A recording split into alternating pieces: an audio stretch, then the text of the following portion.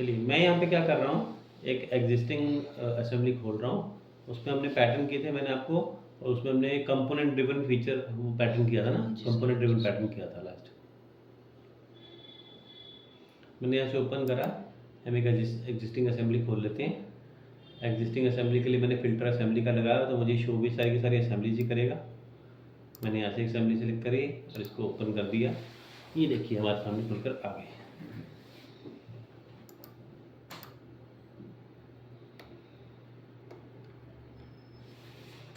Alright, तो next जो command मैं आपको इसमें बताऊंगा, एक है स्मार्ट फास्टनर्स। हमारे पास ये जो साइड में आप देख रहे हैं टास्क पेन, इसके अंदर अगर हम क्लिक करें तो आप देखेंगे क्लिक करने के बाद हमारे पास यहाँ पे ऑप्शन दिखाई दे रही है। ये यहाँ डिज़ाइन लाइब्रेरी टूल बॉक्स लिखा हुआ है। मैंने डिज़ाइन लाइब्रेरी को फर्दर ओपन करा तो आपने देखा कि हमारे पास कुछ और फोल्डर खुलकर आ गए इसमें आप देखिए कि हमारे पास ये फोल्डर जो है, जैसे मैंने पार्ट्स पे जाके क्लिक किया, हार्डवेयर पे क्लिक किया, कुछ बने बनाए रेडीमेड पार्ट्स दिखाई दिए। मैं जैसे आपने ऑटो कैड में ब्लॉक्स का टॉपिक किया था, डिज़ाइन सेंटर किया था। डिज़ाइन सेंटर में क्या होता था, रेडीमेड ब्लॉक्स होते थे सारे के सारे, ये वही है। आप किसी भी ब्लॉक को उठाइए, यहाँ से ट्रैक करके डायरेक्ट लाके यहाँ पे इस पर रिलीज़ करिए। ये आपसे पूछता है कि आप ये स्टैंडर्ड साइज़ के जो है ना, जैसे ये वाला हमारा है नट, तो ये नट का पूछ रहा है स्टैंडर्ड साइज़ आप बताओ। ये अलग अलग साइज़ में अवेलेबल है, आपको जो साइज़ चाहिए आप सिलेक्ट करके ओके कर दो, और वो उसके हिसाब से देखो बड़ा कर दिया इसने। ठीक, मतलब कि ये डिज़ाइन सेंटर जैसा ही है। आप यहाँ पे क्लिक करेंगे, यहाँ पे जाके फोल्डर ओपन करेंगे, जिस भी पार्ट को मैं सिलेक्ट करना है आप उसको सिलेक्ट करेंगे, ड्रैग करके लाएंगे और इसको ले जाके यहाँ पे हम रिलीज़ कर देंगे इस तरीके से। ठीक है, ये हो गया मेरा पहले वाले का हो गया काम खत्म। तो हम क्या करेंगे, इसको लेके बस इसको क्रॉस कर देंगे कि चलो इसका काम तो हो गया खत्म। अब दूसरी की बात करते हैं। दूसरा क्वार्टर पिन मैंने उठाया, क्वार्टर पिन ला के लगा दिया यहाँ पे, इसका काम हो गया खत्म। आप ये बात देख रहे हो, जो हमने असेंबली है ना, ये हमारा वो बना हुआ है इसमें बिल ऑफ मटेरियल। तो बिल ऑफ मटेरियल में ऑटोमेटिकली ये सब ऐड होता जा रहा है, जो जो मैं लेकर आ रहा हूँ। देखो ये क्वार्टर पिन पहले नहीं था, M12 पहले नहीं था, ये इसमें आ गया। उसी तरीके से अब मैंने फिर से यहाँ पे क्लिक किया और इस पर देखो रिटेनिंग रिंग को लिया, तो रिटेनिंग रिंग भी आ गई यहाँ पे। ठीक है, इस तरीके से हम इसमें ले आते हैं। ओके, यहाँ से हम इसको लेकर आ सकते हैं डिज़ाइन लाइब्रेरी में।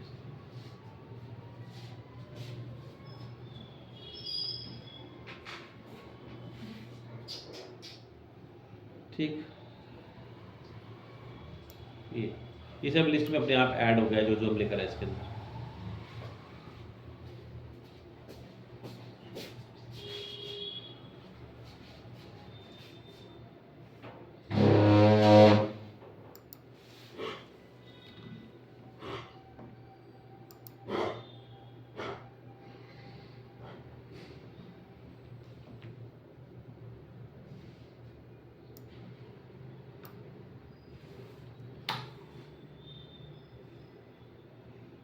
ये स्मार्ट फास्टर्स था। तो इसके फोल्डर को अगर आप एक्सप्लोर करोगे, जैसे मैंने हार्डवेयर वाला फोल्डर में था, इस पर ओपन किया था। इंसर्ट में हमें अलग तरह की चीज़ें मिलेंगी, नॉर्म में आपको अलग तरह की मिलेंगी, शीट मेटल में। और फोल्डर के अंदर और फोल्डर्स, मैंने राउटिंग खोला, राउटिंग में इलेक्ट्रिकल का फोल्डर था, इसको खोला। इलेक्ट्रिकल में आप देखो कितनी सारी चीज़ें हमें पहले से बनी बनाई देखो मिल रही है। देखो ये देखो, ये कनेक्टर आ गया इसमें, है ना। जैसे पहले लगते थे ना VGA वगैरह कनेक्टर लगते थे सारे, इसमें वो दिखा रहा है।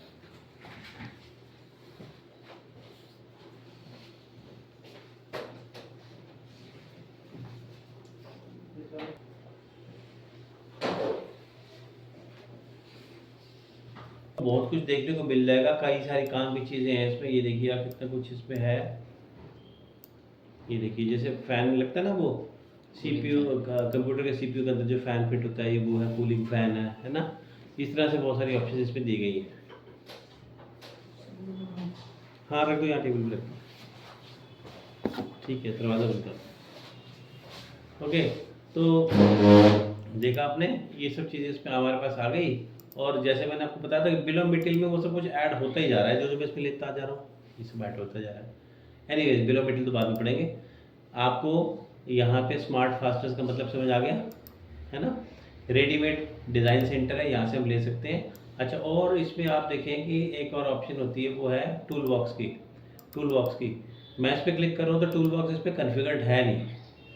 नहीं तो क्या होगा, जब आप अपना उस पर लैपटॉप पे देखेंगे तो यहाँ पे टूल बॉक्स पे क्लिक करते ही यहाँ पे सभी देशों के फ्लैग्स आ जाते हैं, सभी कंट्रीज़ के फ्लैग। और आप यहाँ से फिर इंडिया वाला फ्लैग सेलेक्ट करके ओके करेंगे तो उसके अंदर में और फिर बहुत सारा डिज़ाइन लाइब्रेरी खुल जाती है, कई सारे फोल्डर्स और बने बनाए उसमें, ये सब कुछ हमें मिल जाता है मटेरियल। ठीक है, तो हमें ये सब पता होना चाहिए सो दैट कभी हम काम कर रहे हैं तो नॉर्मल जो हमारा यूज़ होता है वो सब तो यहाँ पे होता ही है। तो स्टैंडर्ड चीज़ तो आप यहीं से उठा सकते हो, बनाने की ज़रूरत ही नहीं है उसकी। अगले पे आते हैं मूव कंपोनेंट पे। इसको मैं कर देता हूँ साइड पे। देखो मूव के अंदर में हम इसको सिंपली सिलेक्ट करके ऐसे ड्रैग करते हैं तो ये मूव हो रहा है, ये तो हमें मालूम है। सिंपली सिलेक्ट करके इसको करते हैं तो मूव कर रहा है ना। अगर मैंने यहाँ पे, अगर मैंने यहाँ पर इसमें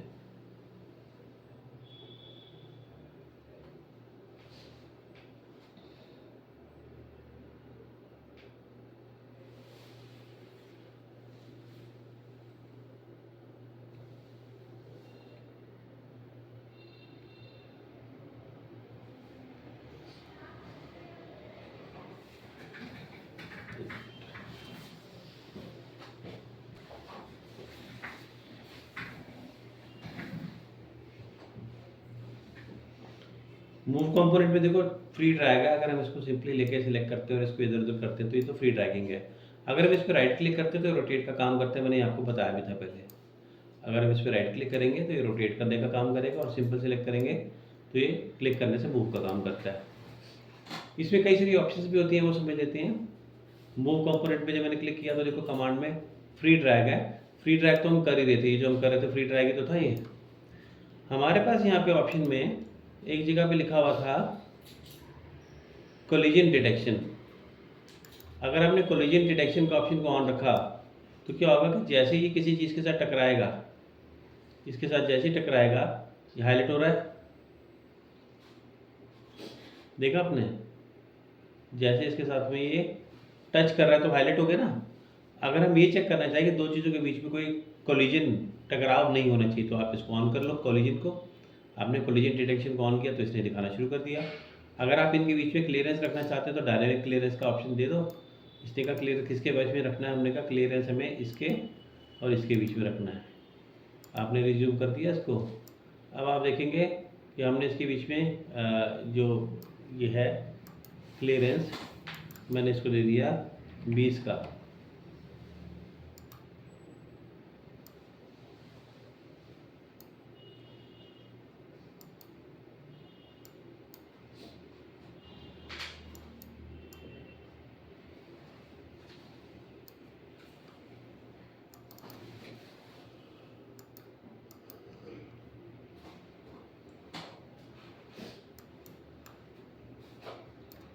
यहाँ से मूव में गए, मूव में जाके आपने यहाँ से ले लिया कोलिजन डिटेक्शन।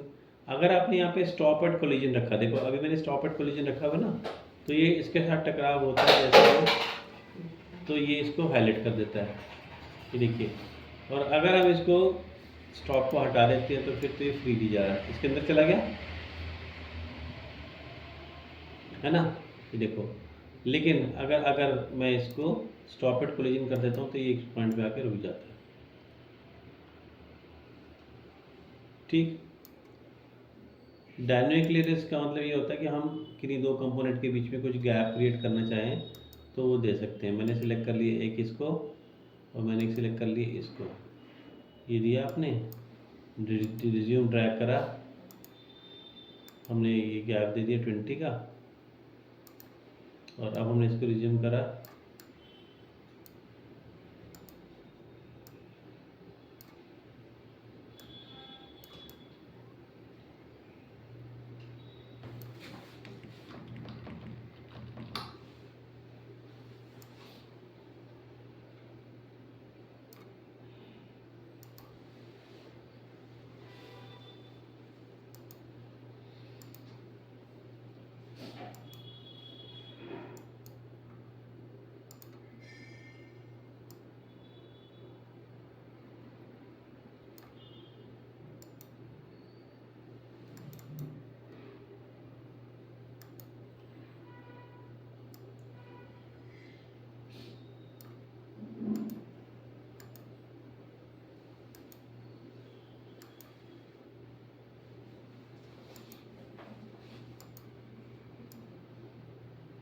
देखिए मैंने इसके बीच में गैप 20 का रखा था ना, तो ये ना इसको 20 के गैप पे मेंटेन करके रखेगा। देखो 25 का रखा हुआ है कि 25 से आगे बढ़ने नहीं दे रहा रिंग को। ठीक है, डायनेमिक क्लियरेंस में आप दो पार्ट को सिलेक्ट करके उनके बीच में गैप मेंटेन कर सकते हो और कोलिजन डिटेक्शन कर सकते हो। जब टक्कर आएगा तो उसके साथ आपको हाईलाइट कर देगा और अगर आप चाहें तो उसको स्टॉप भी कर देगा। ठीक है, यहाँ पर हमारे पास अगला है along assembly X Y Z. अगर आपको सिर्फ इसकी मूवमेंट एक्स या वाई या जेड में देनी है तो ये ऑप्शन सेलेक्ट कर लो। ऐसा करने के बाद आप देखेंगे कि ये केवल एक्स में मूव करेगा या केवल वाई में मूव करेगा, ये केवल जेड में मूव करेगा। देख रहे हो आप, तीनों भी चल रहा है along assembly X Y Z, तीनों में से किसी भी एक्सिस पे चलाने के लिए। अलॉन्ग एंटिटी की ऑप्शन है। एंटिटी के लिए मैंने क्या किया कि यहाँ पर जाके चैम्फर लगा दिया, एक लगा सकते हैं उसमें भी चैम्फर। देखो मैंने चैम्फर लगाया, बढ़ा दिया इसको।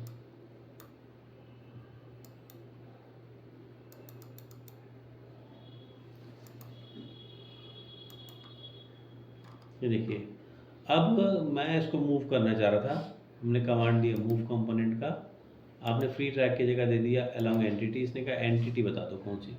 मैंने इसकी ना ये वाली एज सिलेक्ट कर ली। मैंने इसलिए चैम्फर यहाँ पे लगाया था क्योंकि बाकी सब तो ऑलरेडी एक्स वाई जेड के पैरेलल ही था। अब इससे अलग एंगल में देखने के लिए तो मुझे फिर कुछ अलग ही लेना पड़ेगा ना।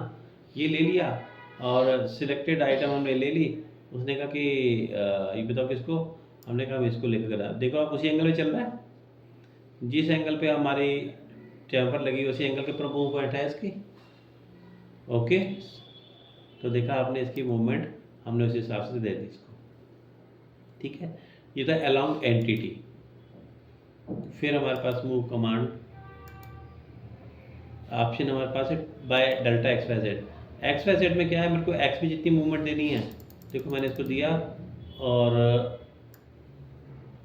एक्स की मूवमेंट दी इसको और अप्लाई कर दिया। सिलेक्ट तो करना पड़ेगा ना इसको, तो इसको हमने अप्लाई कर दिया। एक्स में उतना खिसक गया। अगर मैंने इसको वाई में दी, वाई में खिसक गया, और जेड में दी, जेड में खिसक गया। देखा आपने, अब डेल्टा के अंदर में आप जितना मूवमेंट देना चाहो प्रॉपर दे सकते हैं, क्योंकि अब तक तो हम ऐसे ही इसको मूव कर रहे थे ना। अगर हमें प्रॉपर मूवमेंट चाहिए तो फिर तो यहीं से करना पड़ेगा हमें प्रॉपरली। और लास्ट ऑप्शन इसमें है मूव के जरिए to X Y Z position. To में क्या होता है कि हम इसको ये बताते हैं कि हमें रखना कहाँ पर है। हमने जिसको भी सिलेक्ट करा उसे रखना कहाँ पे है। आपने 0 0 लेके इसको ओके करा, अप्लाई करा, तो इसने क्या किया, इसको ठीक ओरिजिन पॉइंट के ऊपर ले जाकर रख दिया। देख रहे हो, ये ठीक ओरिजिन पॉइंट पे पहुंच गया। तो आपने देखी अलग अलग मूव के अंदर हमारे पास ऑप्शंस थी। फ्री ट्रैक तो था ही, वो तो हम बाय डिफॉल्ट ही होता है along assembly X Y Z, entity delta X Y Z, to X Y Z position. ठीक है, collision detection, dynamic clearance. Next इसमें रोटेट का भी होता है। रोटेट तो मैंने एक बताया बाय डिफ़ॉल्ट राइट क्लिक करके घुमा सकते हैं। अब प्रॉपर घुमाना तो यहाँ पे ऑप्शन ले लिया आपने अबाउट एंटिटी। अबाउट एंटिटी में उसने पूछा एक्सिस बताओ, एक्सिस मैंने मान लो एक्सिस इसमें से ये ले लिया एक्सिस। आपने ऑब्जेक्ट सिलेक्ट कर ली ये हमारी, और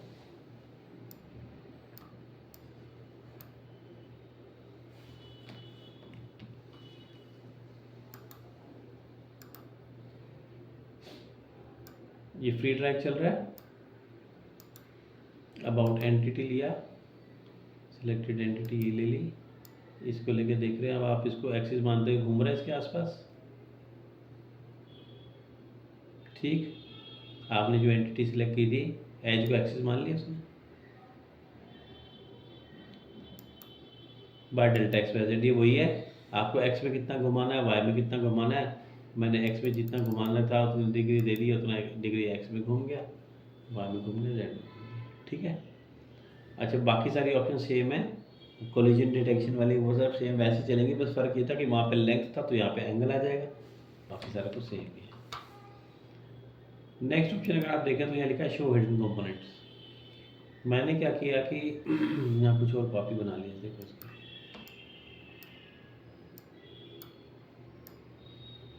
असेंबली में अपने आप देखो ये चेंज हो गया, 4 हो गया। पहले ये एक था ना DB15 और अब 4 हो गया। हम जब अपनी ड्राइंग में कुछ आइटम को हाइड करते हैं, जैसे मैंने इसको लेके हाइड कर दिया,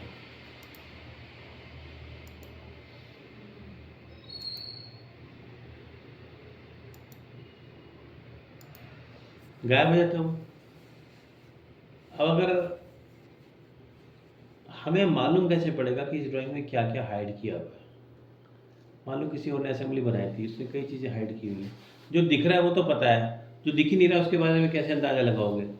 वैसे तो यहाँ पर आप देखो जो हमें वाइट कलर में डिस्प्ले कर रहा है ये सब हाइड है, ठीक है। लेकिन अगर आप जानना चाहें तो आप यहाँ पे जाके क्लिक करिए डिस्प्ले हिडन कंपोनेंट्स पे। ऐसा करते ही ये आपके सामने सिर्फ वही कंपोनेंट्स को डिस्प्ले करेगा जो हिडन है, बाकी वाले नहीं दिखाएगा। मैंने इसको एग्जिट कर दिया तो वापस आ गए। अगर आप ये बोलोगे हमें तो वो वापस चाहिए, तो फिर यहाँ पे जाओ और यहाँ से जाके उसको शो करो, ठीक है। वो सिर्फ आपको दिखाने के लिए है।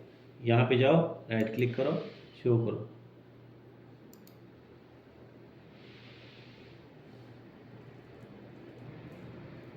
ठीक है जी, ओके। तो ज़्यादा नहीं कराऊंगा। आज हमने स्मार्ट फास्टनर्स का मूव, रोटेट करा और शो हिडन कंपोनेंट्स करा। इसको करके देखो, बाकी नेक्स्ट क्लास में कल करेंगे।